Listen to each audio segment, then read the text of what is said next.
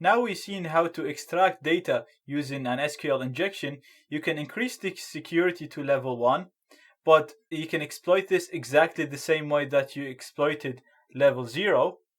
And if you increase the security level to 5, it's actually very secure. It's going to be as secure as the web login that we've seen in the login bypass. So it uses the MySQL real escape string combined with single quotes and double quotes. So it's pretty much uninjectable. What I want to show you in this lecture is a trickier SQL injection.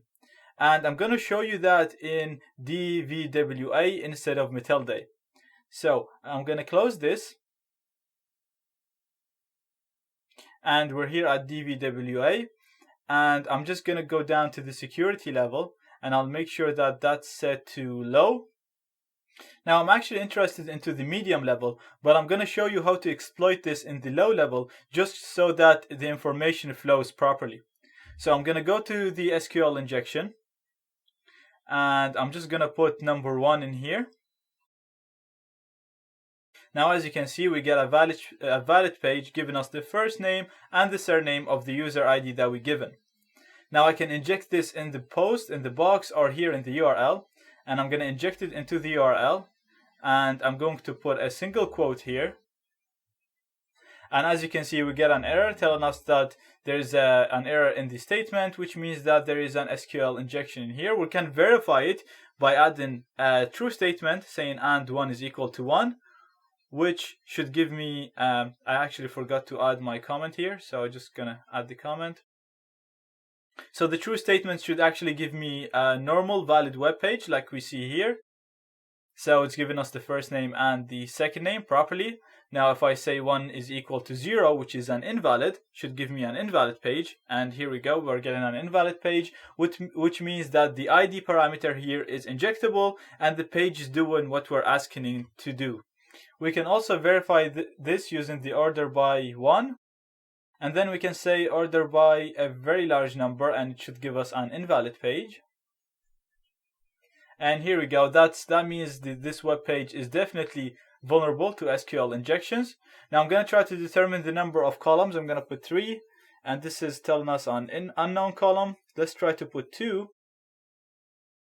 And the page is valid, so that means we have 2 columns in this page. So we can build our union select statement. Now you can see I'm actually have them built already, and I'm able to select everything, but I just want to show it to you again. So I'm just going to build the union select statement with you actually here. So I'm just going to say union select 1, 2. And we can see that we can display stuff in 1 and in 2. So I'm going to select the database in 1. And we can see that my database name is DVWA. So I can go ahead and try to select all the tables using my information schema.tables. So the query is going to be very similar to the query we run here with DVWA. The only difference is that the table schema is going to be set to DVWA instead of OASP10. So I'm going to paste that here. And as you can see, I can get my tables, which is guest book and users. Now we can go ahead and try to select and find the columns for each of these tables using the same statement that we used in the previous lecture. I'm not going to run it now because I've already run it.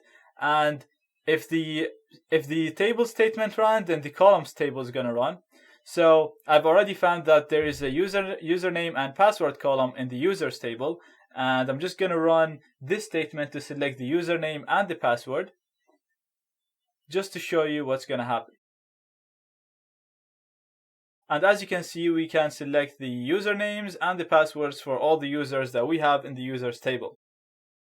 Now, I'm actually not interested into any of this because we've done all of that before with Matilda.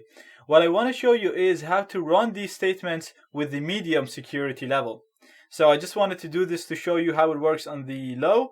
And now I'm going to go ahead and change the security level to medium.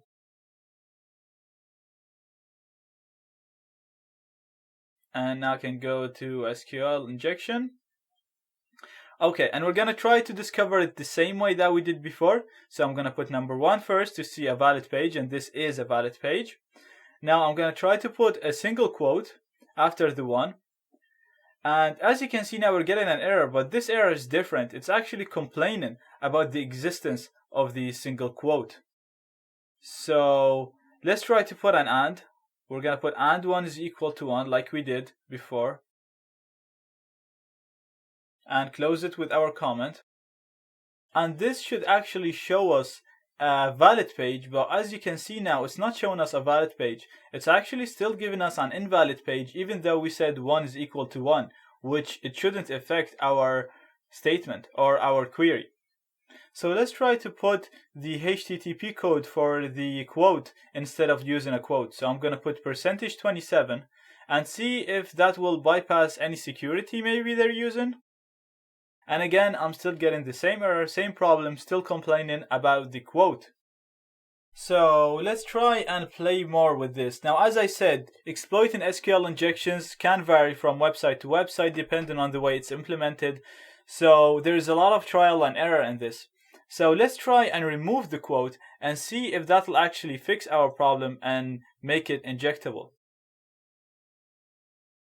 Great, now this is giving us a valid page. Now let's try to change it and say 1 is equal to 2 and see what happens. And yep, this is giving us an invalid page. So the website is responding to what we're saying. The only difference now is that we're not using the quote, we're just injecting it straight away after the ID, after the number. Okay, so let's go ahead and try to build our union select. So I'm going to type in union select 1, 2. And yep, that looks like we can write stuff in number 1 and in number 2. So let's try to select table name from information schema.tables like we always do, just to get all the tables that we need. And here we go, we're getting all the tables just like we got them before.